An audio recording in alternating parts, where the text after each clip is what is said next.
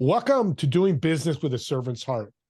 Doing business in life with a purpose, serving others and achieving success. I'm your host, Steve Ramona. We created this show for you because we want everyone to learn how to do business in life to make an impact in the world. What's the impact you're going to make today and how you're going to serve somebody today? And I've got a great guest today. I've got to know him over the last couple months in our mastermind and learning about business, but learning about this is a true servant, and he's international today. He's going to tell us where he is today, but he travels around the world doing his business, which I think is a servant in itself. Nicco, welcome to the show. Hey, thanks, Steve. Yeah, I'm in Tenerife, the Canary Islands. I'm in an Airbnb. This is my Airbnb decoration behind me. But this place is really cool. I'm on like the cliff's edge in northern Tenerife, looking out over the ocean. Beautiful. I want to ask, and I kind of know you've talked about, but I don't know if you call it a nomad's life, but you're going a business life, but traveling. And do you have kids? We don't have kids yet, but it is in the cards soon. I'll say that. Yeah. So this is for you and your wife to go around, do business, serve in your business, but also learn about the world too. That's right. Yeah, I mean, when COVID hit, we used to live in North Carolina. I mean, we had a house and everything, and we had settled down near my family, and we sold our house, all of our belongings, and we moved to Hawaii, where we lived for a couple of years, and then we just had the travel itch. And so this year, 2023, we've been traveling all around Europe. Next year, we're doing Caribbean and Canada. But yeah, we operate our business fully remotely. All of our consultants are located around the U.S. and Europe. So total freedom. We love to travel. What a great feeling to do what you're passionate about, travel and be able to do business, still make money and pay bills. Yeah, absolutely. Yeah, and I think we sort of channel that into our business as well, which I'm sure we'll talk more about. But I mean, to us, it's all about freedom, and this is what freedom looks like to us. So we go after it. Yeah, I love that. Mentors are important. I talk about them all the time on my show. And early on in your life, you had some people that have massive impact on you. Tough word. When you're Italian like us, impact's a tough word. Just kidding. Impact on you. And why? How do they have that impact on you? Yeah, I mean, one person in particular, and I've actually never told her this, so I should probably tell her. But she was one of my first bosses, and so I was, fresh out of college, working at a big company in New York, and this boss of mine was just relentless in, demanding excellence and like pursuing like real precision out of me, and everybody on our team. And, it kind of rubbed me the wrong way at first, but over time, she really kind of taught me like, hey, this stuff matters. Like you shouldn't, if you're going to be spending all your time every day, every week doing this work, do your best work. And, that's reflected now in my company's values. Tenacity is one of our values. Precision is one of our values. So she kind of like directly, imprinted those on us. And I think that's why a lot of our clients bring us in, honestly, because a lot of our clients are small businesses that maybe they're stuck in a rut, and bringing in a little bit of a, influence of like go-getter attitude kind of gets them to the next level. So tenacity and pursuit, I love those. Do you see that as part of a characteristic of a leader? You're leading business because of that? That's definitely how we lead. Yeah. I mean, I don't think it's the only way to lead. Right. And I've had other bosses that led very effectively in other ways, but yeah, I mean, that's what we really try to channel. And, it works. It works for our clients. Our other values are durability and adaptability.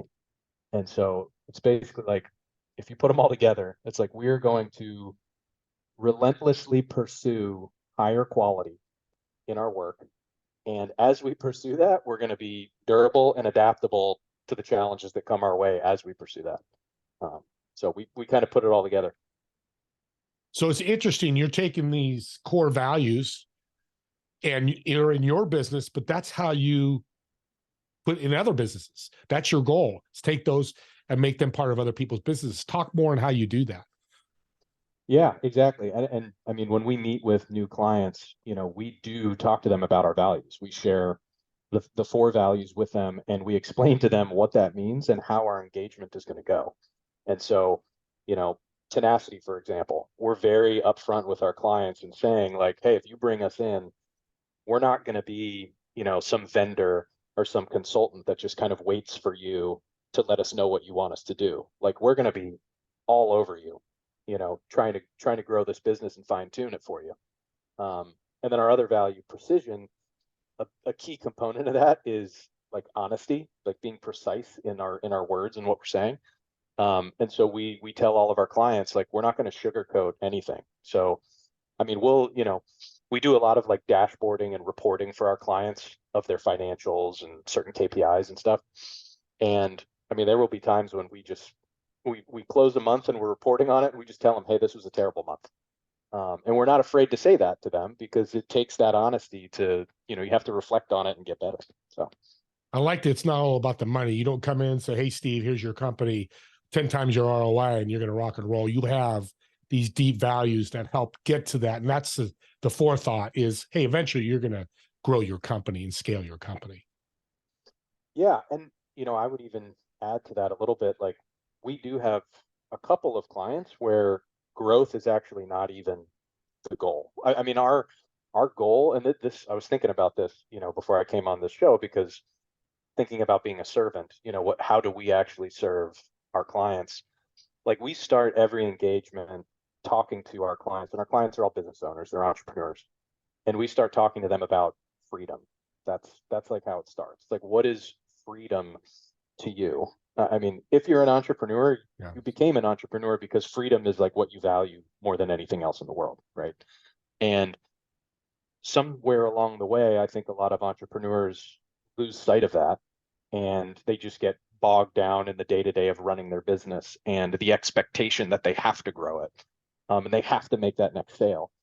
And so we really try to like bifurcate those two ideas and make sure that we're staying true to like, what does freedom actually look like to you? And let's build your business in a way that gets you that freedom that you're looking for. And a lot of times, yeah, that means we're going to grow the business from where it is today. Um, but other times it just means, let's turn this thing into like a well-oiled machine that basically runs itself. If to you freedom is you never have to work in your business ever and you get to do whatever you want, go ride horses, like, that's a very different engagement of how we need to fix that business than if it was somebody that, wants to buy 3 houses in different parts of the world. Like, for that one, we're going to need to grow your business and make sure we get you a big exit, So we start with freedom. Yeah. And it's interesting. You're living a freedom life. Going right back to the start of this podcast, you live in it, not just talking That's about right. it. That's So, right. so these pillars or values or cores, whatever you want to call, is that explain your general philosophy of life as well, not just business, but your whole life? I, yeah, I think you could say that. I Mhm. mean, it all kind of leads to the same place, I think. My if I had to kind of explain my philosophy in life, I would say, there are a couple things that I heard at some point in my life that really like struck me, really hit home with me. And the first one is a little bit morbid, but it's, people on their deathbed end up saying to themselves most commonly, I wish I didn't work so hard. I wish I spent more time pursuing what I actually wanted to pursue instead of what people expected me to pursue. I wish I spent more time with the people I love. And like, I don't need to go through my whole life and then sit on my deathbed and repeat those same regrets as everybody else. So Yeah. I want to act now to not have those. Um, and then the second thing that was really interesting to me when I heard this is, it kind of has to do with time and like our perception of time. Yeah. And basically what the studies show is, like, if you're having new experiences, it requires like more brain power to encode those new experiences into memory. And so it gives you this effect that time is actually moving slower. Whereas if you are doing kind of like the same thing every day, you're stuck in a rut. Every day I'm doing the same thing. Time appears to move faster. And so a year can go by. For two different people, it feels very, very different. So anyway, putting all of that together, my general philosophy in life is that, we're all in an unwinnable fight with time. Basically, time will win, but we do know how to slow it down, and we know how to avoid feeling regret at the end of our time. And both of those things point to living a life where you're pursuing what you want to pursue. You're taking on new hobbies, new experiences, traveling. And so that's really what I try to do. And yes, that is what I try to remind other entrepreneurs about. Like, we don't need to just talk about your business all day. I don't need you to just think about your business all day. Like, what else do you want to accomplish in your life? Like, what do you want to get really good at? Whatever, scuba diving. Do you want to buy 3 horses? I know I mentioned the horse thing.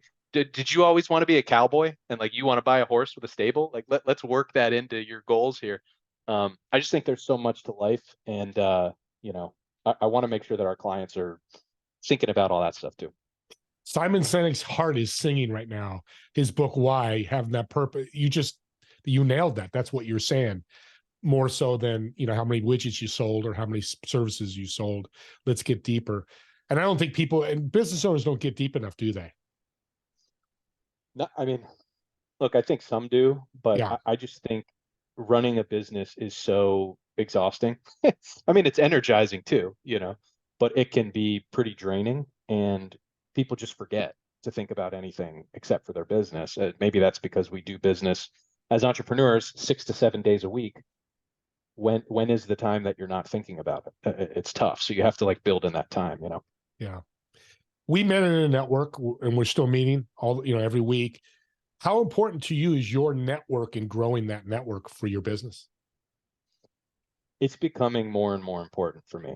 I think it was probably one of my faults earlier in my career that I sort of ignored the whole building a network thing.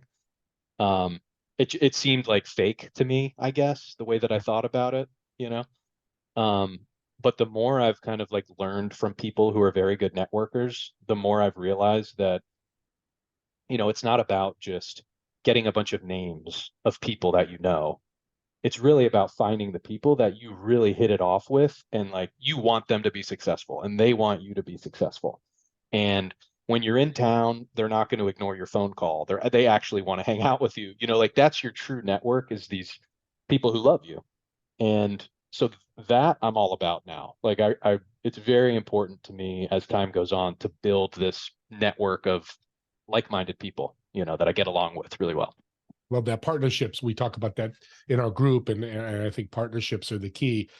And we don't want to pitch slap and be selling people either, right? Agreed. Yeah. So if you were going to meet somebody new, a potential client, how would that look? You mean who would that potential client be, or No, what? you met somebody, you got a Oh, referral. They're a fit industry.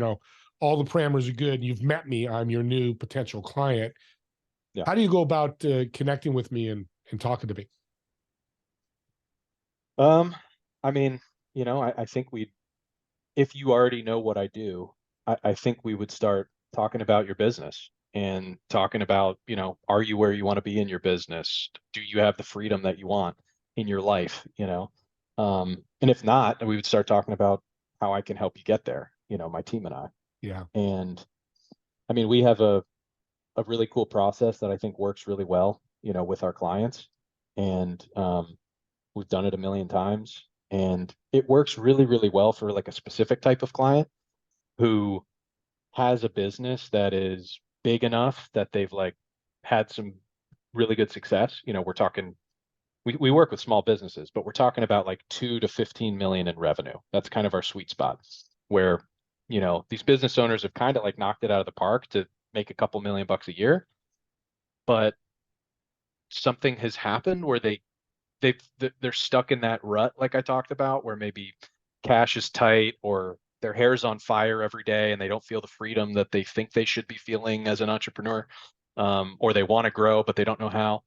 And usually these businesses, it's like they don't really have an executive team built out yet, and that's the way that we kind of help immediately, is we sort of bring in virtual executive resources, let's say, usually like CFO, COO type resources, and put in place like a really strong plan to get their business where they want it to go in the next 6 to 12 months. Yeah, that's great. And I appreciate it because I want people to get a feel of how important for you is to get to know them. They, like you said, I think love should be in business and you get to love their business and go, let's love it even more. That's how we Absolutely. do that. Yeah, that's really cool. What is your definition from a company that's in growth stage and a company that's in scaling stage? You mean those are two different companies? They could be, maybe not. Um, I mean, to me, when a company is really in, I consider growth and scaling stage Yeah, kind of the same. yeah. When they're in that stage, all that really means is like they have developed a product offering that they've now repeated multiple times, and it's been successful as they continue to repeat that, and more customers continue to sign up for that product or service. And so they've figured out the market fit, they've figured out the unit economics, and now they're just like, oh my God, this thing is growing all by itself. What do we do? And I mean, for those clients, what we try to come in and help with is crossing the T's and dotting the I's within the operation itself to make sure that they can kind of like sustain that growth. But usually at that point, we're also talking about bringing in additional talent. So, we'll step in as like HR and start to recruit people, make sure the org chart grows properly as the business is growing. We'll bring in outside capital, via investor partners that we have to facilitate this growth. Um, but that's when we work with businesses that are already in growth stage. I would say most businesses we work with are not really in a growth stage; they're in a rut stage, but they think they want to be in a growth stage, and we help them get there. That's exactly what I was hoping you would say. They think they're in growth or scale, and you look at them and go, "Hey, Steve, you're not right now. Let's get you there." But because that could be a misnomer for a business, right? They go, "Hey, I'm growing," and they're not. Yeah, or they're growing from, you know, 2 million to 3 million to 4 million, but now they're really hitting a plateau around 4 million, and there's like some serious challenges cropping up with that, level of size. Yeah, And there's no way we're going to be able to get to 7 million with their current structure. And those are the businesses we work really well with. They think they're growing, their top line may be, um, but that doesn't mean they're scalable. exactly. That's a great word, scalable. You mentioned org chart, which I love. How important is structure or processes you need to call different systems for a company to be correct or working? I mean, it's extremely important. Like, when we go into a business, I think there are really like five things that we focus on with a business owner, in order for that business owner to reach their goals. And their goal is freedom, right? We want to get them to that freedom goal that they have. Usually, that freedom goal means we need to take steps to increase the valuation of the business. Because if you increase the valuation of a business, then you, as the owner, have the opportunity at all times to sell it at great value if you ever want to. But you also have the opportunity to raise outside capital in a way that doesn't dilute your ownership stake significantly because you have such a strong valuation. And so, sort of focusing in on that valuation and optimizing it is something we work on with owners a lot because that's a key to freedom, like I said. And so, there are really like five things that we think an owner needs to really focus on in order to get to that higher valuation. And so I'll get to the operational one you mentioned, but I think the first one is you have to have your key metrics readily available and viewable at all times. And that's a big thing when we go into businesses. A lot of times they don't have that at all. They don't understand their financials. They're not measuring what they should be measuring. And so we will come in and immediately set up a financial and KPI dashboard so that everything we need to know about the business is right there. We look at it weekly and we make tweaks and pivots constantly according to the data. So you have to have that. The second thing that they have to have is their product offering and the way that they deliver it has to be set up in a way that it can grow and sustain itself. So like products can't be customized for every single customer, obviously. That would be impossible to scale. The team has to follow repeatable, standardized processes. So this is to your operational point. And then your customer net promoter score. So this is when you do that survey to your customers, how likely are you to recommend us to a friend or colleague? That has to be very, very healthy, because when that's healthy, that means you're actually getting referrals naturally from your customers. So that's number two. Bear with me, Steve. I've got three more. The third one, your business has to generate positive cash flow, obviously. Strong, positive cash flow, strong profit margins. That gives you the feeling of freedom that so many clients we work with have never had.